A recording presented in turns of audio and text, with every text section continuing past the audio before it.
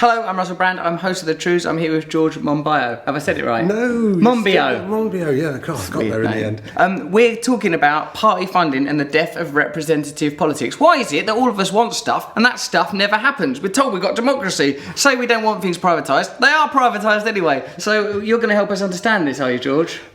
Well, I'm going to try. Well, basically the idea is that we live in what's called a democracy but is owned effectively by the people who provide the money.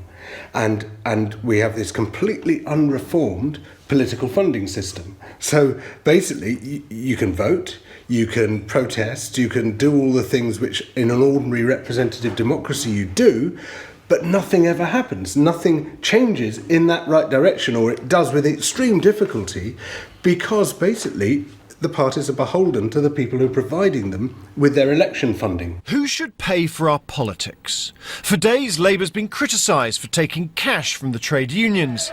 But today, Ed Miliband turned his fire on the Conservatives, claiming they'd received millions from city bankers. The result was a wall of noise. As soon as I see, this chamber, I start to think, this don't look like... I once was taking acid and I looked at when it first came on the telly and I thought, this don't look like how things should be run. I want party funding reform, he doesn't.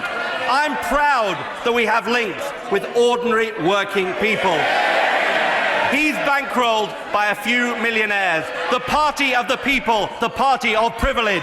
The fact is that what is going on in there is not actually where power happens. That's just pantomime. That's it is a pantomime. That's what it looks like and sounds like one. And it's a whole lot of shouting, boorish idiots, some of whom do possess some handle on power, but the real work goes on elsewhere. So this is a farce. The real stuff happens elsewhere in rooms, in relationship, in sort of shady cabals. It's the lobbying. And particularly it is the handing over of money. Now there are people who are giving hundreds of thousands of pounds, particularly to the Tory party. They're bankers, they're hedge fund managers, they're oligarchs doing it through PR companies. I mean, there's Russian oligarchs who appear to be giving money to PR companies, lobbying companies, who are then giving it to the government. You know you are beholden to those people. You can't win an election without them. You need their millions if you're going to win the next election. And so everything you do, they're in the back of your mind. So money should be taken out of politics. In the budget, the Chancellor gave hedge funds a £145 million tax cut.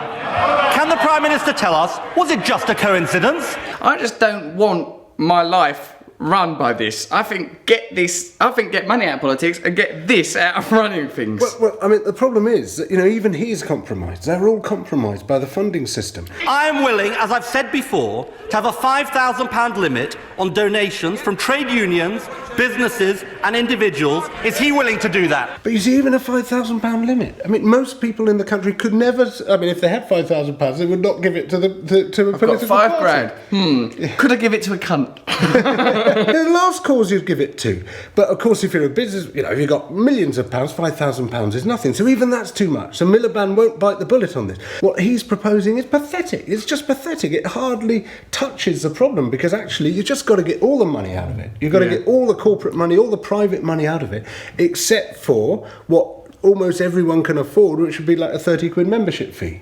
That's the only private money which should be going into it. So you think this is a sort of a functional idea that we could popularise and push for, and that would radically transform politics, because the influence of money is one of the most corrosive and corrupt aspects of our modern political landscape? It would drag them away from the billionaires and from the corporations, but at the same time, it would force them to reconnect with the people who ought to be their party members. But the only way that they could then survive at the next election is to have as many members as possible. So they've got to then change their policies so that they actually appeal to the ordinary people rather than to big business. But Labour was still the party of the unions, the Prime Minister said, and the loosening of financial links changed nothing.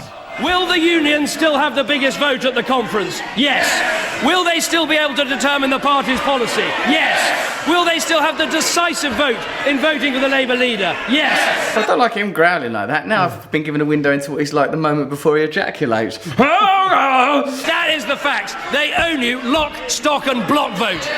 He gets so heated about this. You'd never see him that heated in other circumstances. You know, normally he goes around with it sort of covered in Vaseline and completely calm. The rest of his face scarcely moves, but look, he's gone red.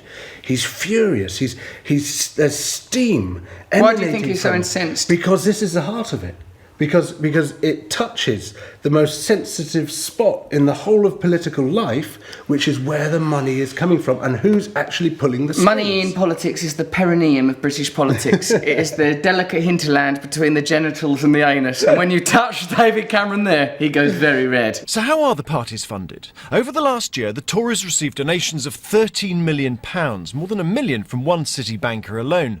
Labour got more than £12 million, 2/3 of which came from the unions. The Lib Dems got 2.7 million. When something like this emerges, George, typically, they talk about it, air it for a while, and then find ways of seeming to have moved, but actually have done nothing, where there are sort of loopholes and backdoors where people can continue to enforce the same political dynamic. Is that true? It's been going on for decades, for over a century. You know, and they keep having the commissions and reports and investigations into what needs to be done, and nothing changes. I remember when you told me about that TTIP had previously been proposed under some other name. It makes you realise, it's just some sort of cyclical mechanism, and this is just an echo chamber of nothingness. The same corrupt forces which have operated in politics are still here. In what is meant to be a democracy, and you know, the democratic will of the people just does not get represented in this place. There is a big difference between donations to the Conservative Party and donations to the Labour Party. He's so posh, he shouldn't be allowed to be on the telly. It's my Labour Party. Like, in his anger, he's forgotten to try and be normal. Donations to the Labour Party, by votes at your conference, by candidates and MPs in this House, and pay for the votes that gave him his job. They paid their money, they bought their votes, they put him in his place, and that hasn't changed a thing. So what should we do in conclusion, George?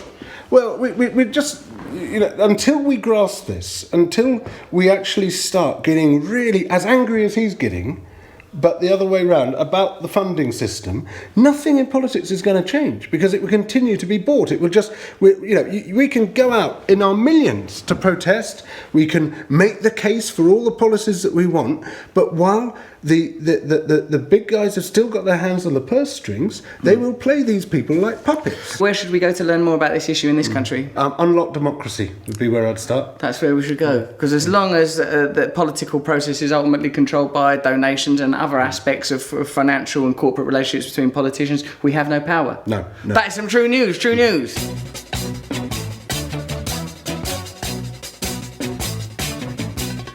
Nose is a tool that is abused to fool you and to leave you scared and confused. Trews is like the nose. If the nose was true, I want some Trews. Let's have some Trews.